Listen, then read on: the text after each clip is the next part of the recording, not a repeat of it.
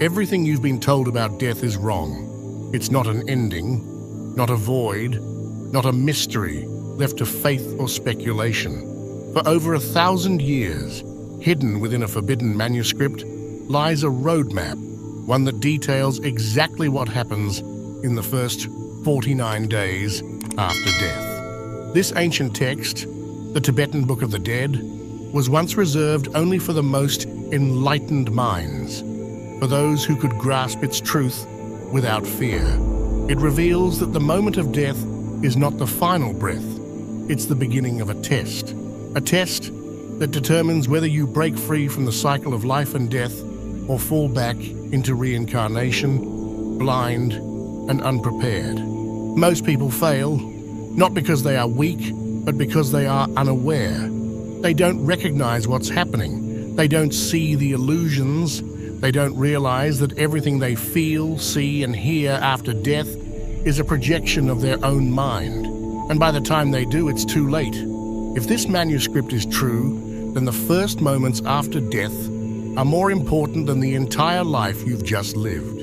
And it all begins with one crucial moment, the moment you leave your body behind. The moment you die, reality doesn't stop. You don't simply disappear. Instead, something else takes over, something ancient texts have described for over 1,000 years. You will feel weightless, detached, as if waking from a dream. There will be no more heartbeat, no more breath, yet you will still be aware. You will know that something has changed, but your mind will struggle to accept it. If you've ever had an out-of-body experience, this moment will feel eerily familiar. Except this time, there's no coming back. And then it happens. A blinding, radiant light. So powerful, so overwhelming, that your very existence seems to dissolve into it. This is what the Tibetan Book of the Dead calls the clear light of reality. If you recognize it, if you surrender to it completely, you will merge with it. You will transcend the cycle of birth and death, achieving instant enlightenment, escaping reincarnation forever. This is the ultimate moment of liberation, and it happens the instant you die. But almost no one recognizes it. Why? Because we are conditioned to fear the unknown. The soul panics, clings to its memories, its identity, its unfinished desires.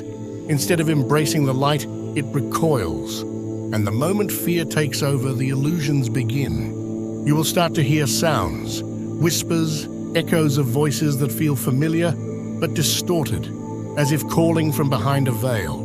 The world around you will shift, and instead of light, you will begin to see forms, patterns, shadows, glimpses of what seem to be people or places you once knew. But none of it is real, not yet.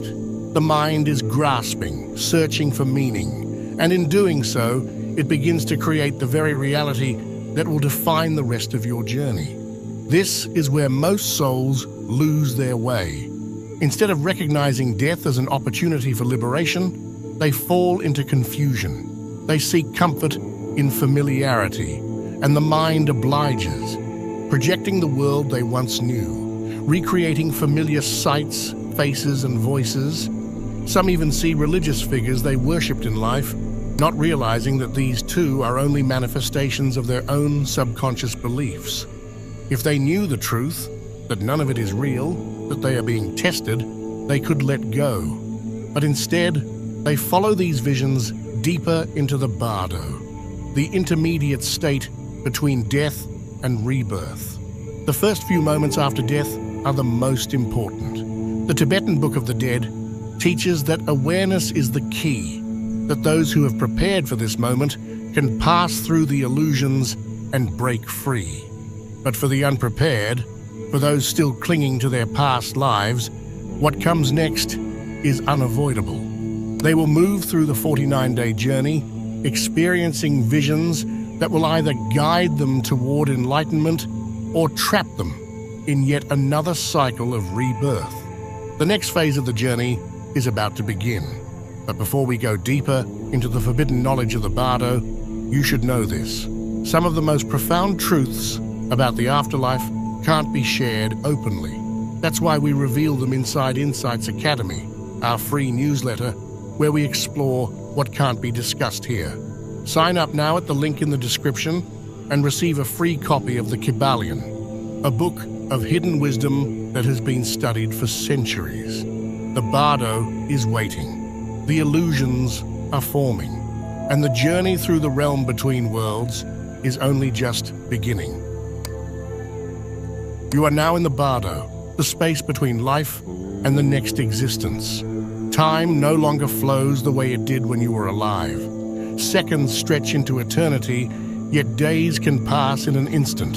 You have no body, no voice, only awareness. But here's the problem. Most people don't realize they have died.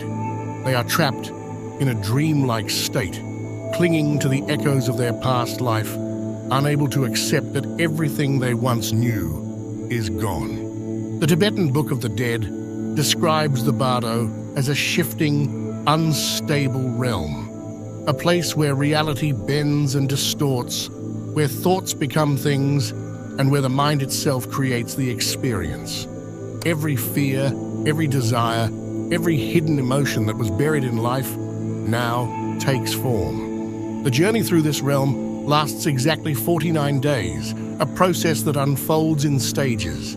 And for most, it is terrifying. In the beginning, there is confusion. The soul tries to return home, to its family, its loved ones. It lingers around familiar places, trying to speak, trying to be seen. But no one responds, no one hears, and the realization begins to sink in. This is not a dream. This is death. But even then, the mind resists. It clings to its identity, refusing to accept the inevitable. It seeks comfort, logic, explanations, anything to hold on to. But the bardo does not provide comfort. It is not a place of rest. It is a place of transition, where the soul must confront itself in its purest form. At first, the experience is neutral, even peaceful. There is no physical pain, no suffering, only awareness. Some describe this stage as floating through a vast open space, a formless void, where thoughts ripple out like waves in an infinite ocean. But then, slowly, visions begin to emerge. The first visions are gentle and welcoming. Beautiful, radiant beings appear, what some may interpret as angels, enlightened masters, or divine guides. These figures emanate warmth, wisdom, and an overwhelming sense of peace. They offer a way out, a path to transcendence. But the soul must recognize them for what they are, reflections of its own higher consciousness. If the soul understands this, it can merge with them, dissolving into higher awareness, escaping the cycle of reincarnation forever. But most don't. They hesitate, they doubt, and hesitation is all it takes. The visions begin to change, the radiant beings fade, and in their place, shadows emerge. The peaceful forms grow distorted, their faces shifting into grotesque expressions. The once soothing voices become whispers of doubt and fear. What was once a paradise begins to twist into something darker. This is the next stage of the bardo, the test of illusions. These terrifying figures are not demons. They are not punishments. They are projections of the soul's own mind, its regrets, its hidden guilt, its unprocessed fears. The Tibetan Book of the Dead warns that everything experienced in the bardo is a reflection of one's own consciousness. It is not an external judgment, but an internal confrontation. This is where the journey becomes dangerous, because the more fear takes hold, the stronger the illusions become. The bardo is not just a place of transition, it is a mirror that reveals everything the soul refuses to face. And for most, that reflection is unbearable. The real test is about to begin, and what the soul sees next will determine its fate. At first, the visions feel divine. The soul sees celestial landscapes, radiant light, and beings of pure compassion. These luminous figures do not speak with words, but their presence radiates an overwhelming sense of peace. Some who experience near-death states describe them as angels, enlightened masters, or even gods. But in truth, they are neither saviors nor judges. They are manifestations of the soul's own highest potential, reflecting the light of its purest state. If the soul recognizes them, it can transcend. But recognition requires clarity, and clarity is difficult when the mind is clouded by fear. For those who spent their lives chasing desires, fearing death, or clinging to identity, the illusions begin to distort. The radiant beings remain, but their forms begin to shift. The soul sees them flicker, twisting in and out of shapes, as if reality itself is starting to unravel. Then, just as quickly as they appeared, they begin to fade, and in their place, the wrathful visions emerge. The Tibetan Book of the Dead describes this moment in disturbing detail. As the days pass in the bardo, the comforting figures vanish, replaced by dark, monstrous entities. These beings are terrifying beyond anything the soul has ever encountered. They roar with inhuman voices, their faces twisted in expressions of rage and chaos. Some have multiple heads, countless arms or eyes that burn like fire. They appear as demons, executioners, or relentless pursuers, and they strike fear into the heart of the unprepared soul. This is where most souls panic. They run, they plead, they scream, but there is no escape because there is nothing to escape from. These terrifying figures are not real enemies. They do not exist outside the mind. They are projections of the soul's own unresolved fears, its hidden guilt, its buried regrets. Every moment of deception, cruelty, or selfishness from the past, life takes form in the bardo, appearing as something external, something attacking. But the attack is self-created. The horror is self-inflicted. And the most dangerous part, the more the soul fights, the stronger the visions become. Fear fuels the illusion. Terror gives it power. The only way to escape is not to run, but to recognize. Those who realize the truth, who understand that these entities are nothing more than shadows of the mind, watch them dissolve instantly, like mist, burned away by the sun. The illusions vanish the moment the soul stops believing in them. But almost no one understands this in time. They see only the nightmare, not the lesson hidden within it. This is the second major test of the afterlife. The first was recognizing the clear light, a test of awareness. The second is recognizing the illusions of fear, a test of self-mastery. Those who fail this test are dragged further into the bardo, descending deeper into the cycle of karma, unable to break free. For the majority, the terror lasts weeks. The Book of the Dead states that by the third or fourth week, the soul reaches its next challenge, a full review of its past life. And this time, there is nowhere to hide. There is no judge, no divine courtroom, no higher being deciding your fate. What happens next is far more profound and far more terrifying. The Tibetan Book of the Dead describes it as the Great Mirror, a moment when the soul is forced to confront the full weight of its existence. At first, it seems like nothing is happening. The wrathful illusions begin to fade, and for a moment, the soul feels as though it has escaped. But then, a new experience takes hold, one more vivid, more intense than anything before. It is not a vision. It is not a dream. It is reliving. The soul is pulled backward through time, through every action, every thought, every emotion it ever created. But this is not memory. It is full immersion. The soul does not just remember what it did in life. It experiences it all over again. Every moment of kindness, every act of cruelty, every decision made in secret is now felt completely, not only from its own perspective, but from the perspective of everyone it ever affected. If you caused pain, you will feel that pain. If you brought joy, you will feel that joy. But there is no filter, no way to justify or excuse past choices. Everything is raw, immediate, and undeniable. This is not punishment. It is the truth. The soul is not being judged by some external force. It is judging itself.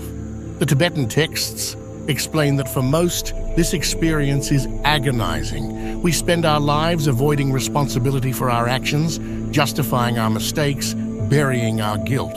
But in death, there is no place to hide. You do not get to explain why you acted the way you did. You do not get to argue, deflect, or reason your way out of it.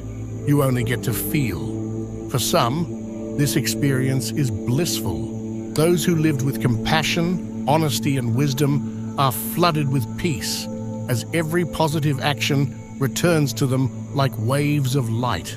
But for others, it is a torment beyond anything they could have imagined. Not because they are being punished, but because the weight of their own actions crashes down upon them. This is the reckoning, and it is unavoidable. But here's where it gets even more shocking. According to the Tibetan teachings, this life review does not just affect the past, it also determines the future. By the time the soul has relived its entire existence, it is no longer neutral. It is deeply conditioned by the emotions it has just re-experienced. If the soul emerges from this review filled with guilt, regret, or attachment, it will be drawn back into the cycle of reincarnation. The heavier the burden, the lower the realm it will return to. Some are reborn into suffering, into poverty, into struggle, not because of external judgment, but because their own mind state pulls them toward it. The soul is choosing, without realizing it. This is why the life review is not just a reflection, it is a test to see if the soul can let go, if it can accept its past without attachment, if it can release the burden of regret, of fear, of unfinished desires. Those who pass the test move toward liberation. Those who fail are pulled back into another life, another body, another cycle of struggle. This is why spiritual traditions emphasize preparing for death long before it arrives. Because when the moment comes, when the great mirror is placed in front of you, what you see is no longer within your control. It has already been written by the life you lived, and by the 4th or 5th week in the bardo, the final test begins. The soul now faces its ultimate choice, to break free or be reborn. The bardo is almost over. The illusions have played their tricks. The soul has faced its past, relived every joy, every sorrow, every hidden thought that shaped its existence. Now, after weeks of drifting through the in-between, the moment of decision arrives. This is the final test, the one that determines everything. In the Tibetan Book of the Dead, this stage is described as the most crucial and most difficult moment of all. The soul now stands at a crossroads. It must make a choice, either recognize the illusions and break free forever, or give in to its desires and fall back into the cycle of reincarnation. But here's the problem. Most don't realize they are making a choice. By this point, the illusions have become so overwhelming, so convincing, that the soul barely remembers it is in the bardo at all. The visions now take on a new form, one that feels different from everything before. They are no longer terrifying deities or fragmented hallucinations. Instead, they become familiar, comforting, even tempting. The Book of the Dead warns that in these final days, the soul will be offered a way out, but it is a trap. It sees visions of loved ones calling it back. Familiar places appear, drawing it in with warmth and nostalgia. The soul feels a deep longing, a pull towards something recognizable. These aren't just hallucinations, they are glimpses of the next life it is about to enter. The karmic forces have already begun shaping the next incarnation, weaving the conditions of the soul's return. If the soul clings to these visions, if it allows itself to be pulled in, it is instantly swept into a new body, a new life, another cycle of forgetting. Rebirth happens instantly. The process is automatic.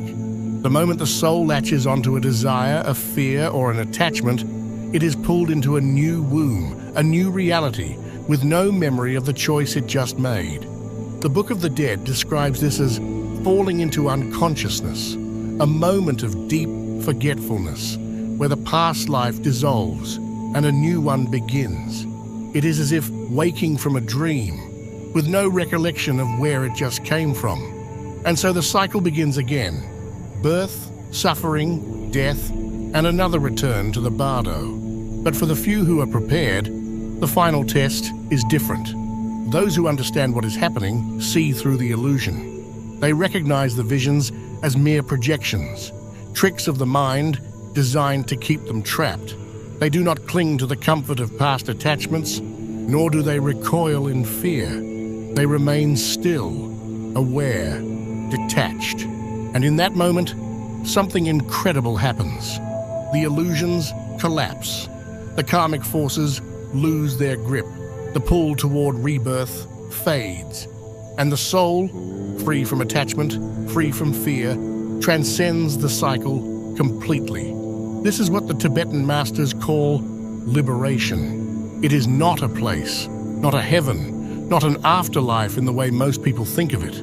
It is simply awakening to what was always there, a state beyond illusion, beyond duality, beyond suffering.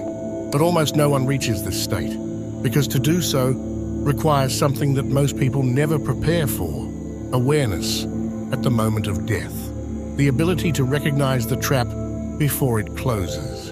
And this is why, for over 1,000 years, these teachings were hidden, because if people understood the truth about death, it would change everything. The next stage of this journey isn't just about what happens after death, it's about why this knowledge was forbidden for centuries.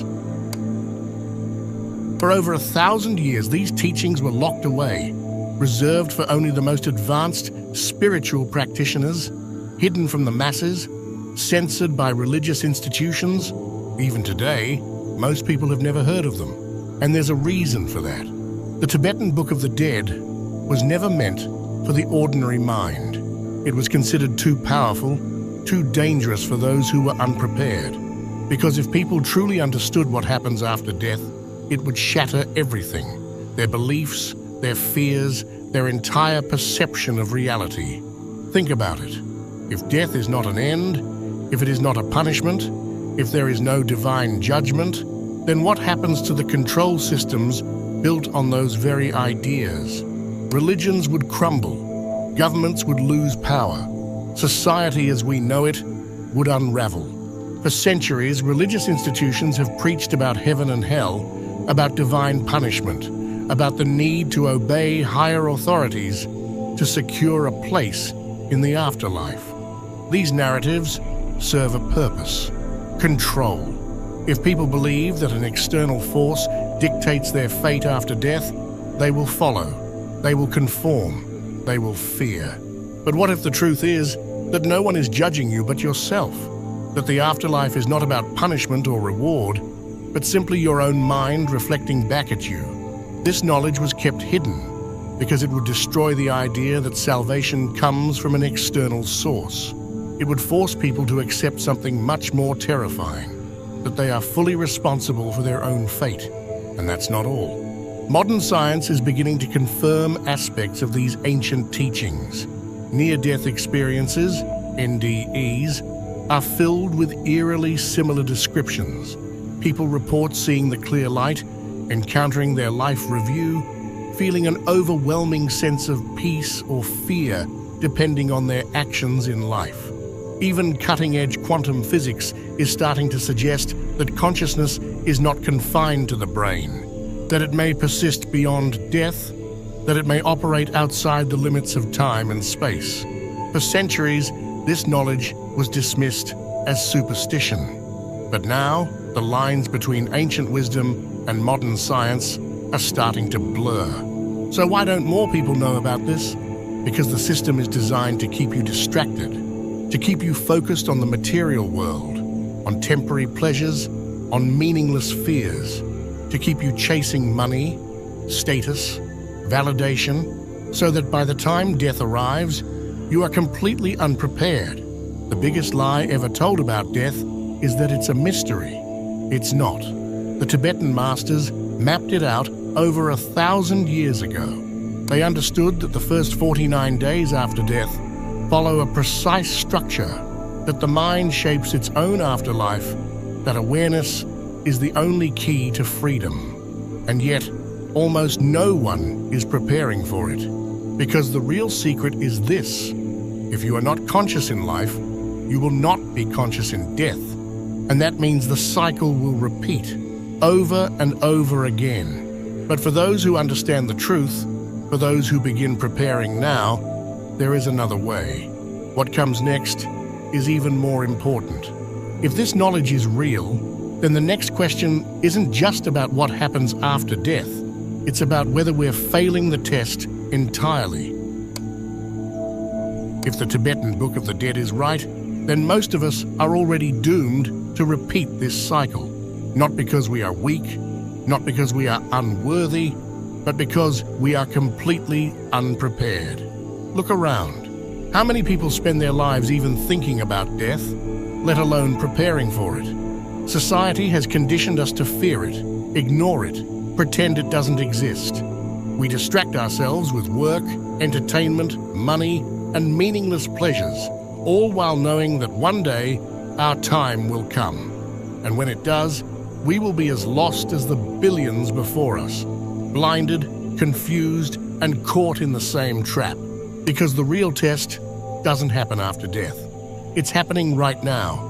The bardo is not just a place in the afterlife, it is a state of mind. The same illusions that deceive the soul in death are already deceiving us in life. The fear that keeps souls running from the wrathful visions, it's the same fear that controls people every day. The attachment that pulls souls back into reincarnation, it's the same attachment that keeps people chasing money, fame, and temporary pleasures. The inability to recognize illusions, it's the same blindness that keeps people believing everything they are told, never questioning the reality in front of them. If you are not conscious now, you will not be conscious after death. This is why so few people escape. The Book of the Dead teaches that the same habits, fears, and desires that shape our daily lives also shape what happens after we die. Those who live in ignorance die in ignorance. Those who are controlled by fear in life will be controlled by fear in death. And those who live chasing illusions will continue chasing them after their body is gone. The cycle is relentless. It is perfectly designed to keep us trapped. And the worst part, we are doing it to ourselves. But here's the truth most will never understand. The cycle is not unbreakable. The Tibetan masters left behind these teachings for a reason, so that the few who are ready can wake up. And the first step is to see reality for what it really is. Most people will continue living the way they always have. They will tell themselves they have time, that they will think about death later, that right now there are more important things to focus on. And then, in an instant, their life will be over. And they will enter the bardo just as lost, just as confused as every soul before them. But for those who wake up now, who begin to break the cycle before it's too late, everything changes. Because preparation does not happen after death. It happens while you are still here. And that preparation is not about religion or dogma or rituals. It is about awareness, about seeing the illusions for what they are, about breaking free from the fears, the desires, the false identities that keep us trapped, not just in this life, but in the next. Because the question is no longer what happens after death. The real question is, are we already dead?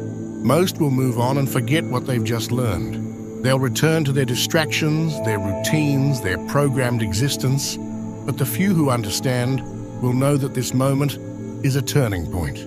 But now the question becomes even more urgent. If the way we live determines what happens when we die, then how do we prepare? How do we escape the cycle before it's too late? The answer is simpler than you think. If death is a test, then life is the study guide. But the problem is, most people don't even know they're being tested. They live as if life is endless, as if death is some distant event that won't come for a long time. And then one day it does. The Tibetan masters taught that the only way to be conscious in death is to be conscious in life. If you spend your life running from reality, distracting yourself with temporary pleasures, and avoiding deep self-reflection, then when the moment comes, you will be completely unprepared. You will cling to your identity, to your fears, to your regrets, and in doing so, you will be pulled back into the cycle, lost in illusion once again. But there is another way. The first step to preparing for death is detachment, not in the sense of rejecting life, but in the sense of not being controlled by it. Most people are enslaved by their desires. They chase money, validation, status, relationships, thinking these things will bring happiness. But in the bardo, none of it matters. The only thing that determines your fate is the state of your consciousness. The more attached you are to the material world, the harder it will be to let go.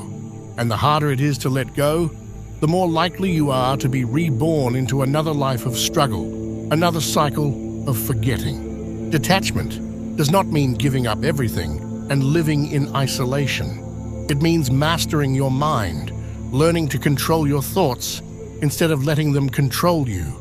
It means understanding that nothing in this world is permanent. Not your body, not your possessions, not even your identity. And once you truly grasp this, you will stop fearing death. The second step is awareness. The bardo is a realm of illusions, but so is life. Right now, everything you see, everything you believe, is a projection of your mind, shaped by conditioning, fears, and external influences. If you do not learn to see through the illusions now, you will not see through them in death. Meditation, self-inquiry, and deep reflection are the keys to breaking free, not as religious practices, but as training for the final test. In the same way, an athlete trains their body before a competition, the mind must be trained before it faces the afterlife. Because in that moment, your thoughts become your reality. If you have spent your life reacting with fear, doubt, and confusion, that is exactly what will consume you in death. But if you have spent your life cultivating clarity, presence, and detachment, then in the bardo, you will recognize the illusions for what they are. You will not run. You will not cling. You will remain still, aware, and free. And that is the difference between those who escape and those who remain trapped. The third and final step is acceptance. Death is not something to be feared, nor is it something to avoid thinking about.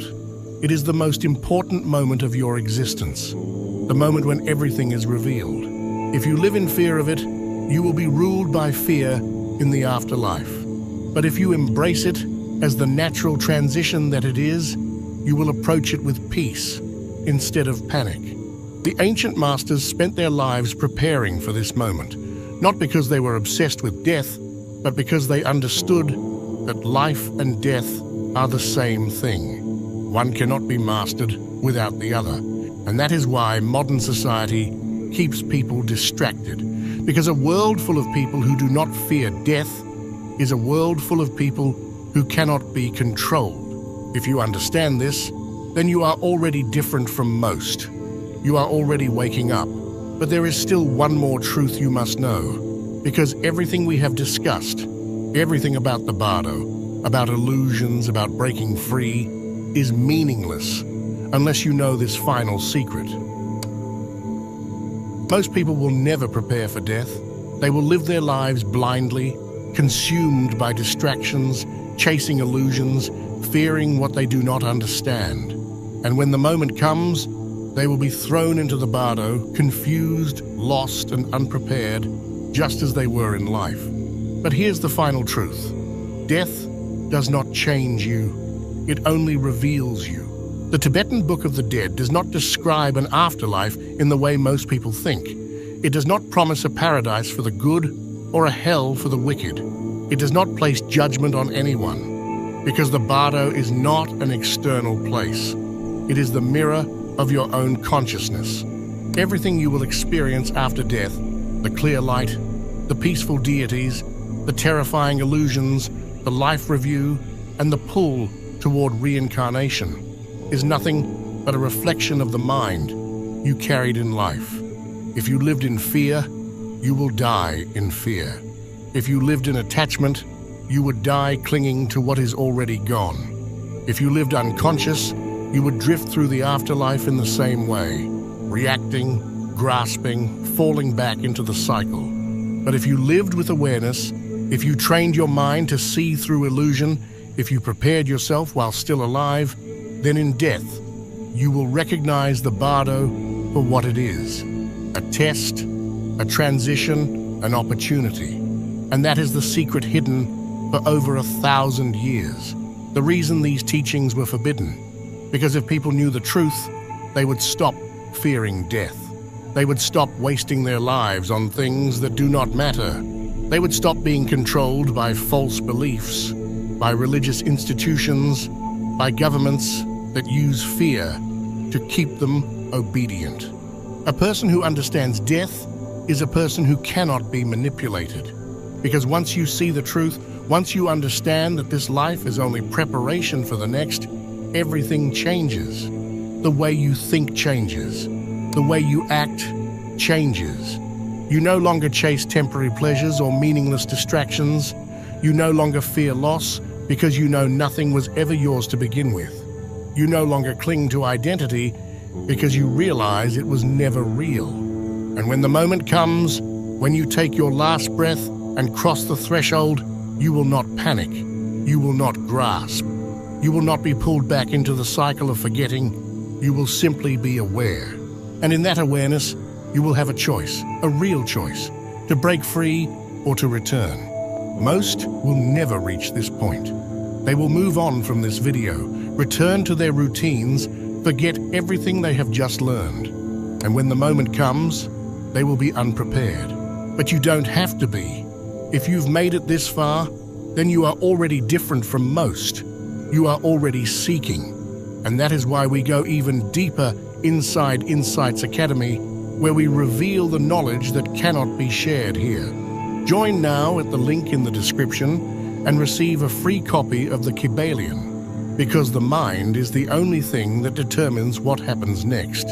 But everything you've just learned is useless unless you understand this final truth, a truth that has been hidden in secret government documents, a truth that reveals exactly what happens after death in ways even the Tibetan Book of the Dead could not describe. Click on the video you see right here to discover what they never wanted you to know. If this video resonated with you, let us know by commenting, "I understood it,"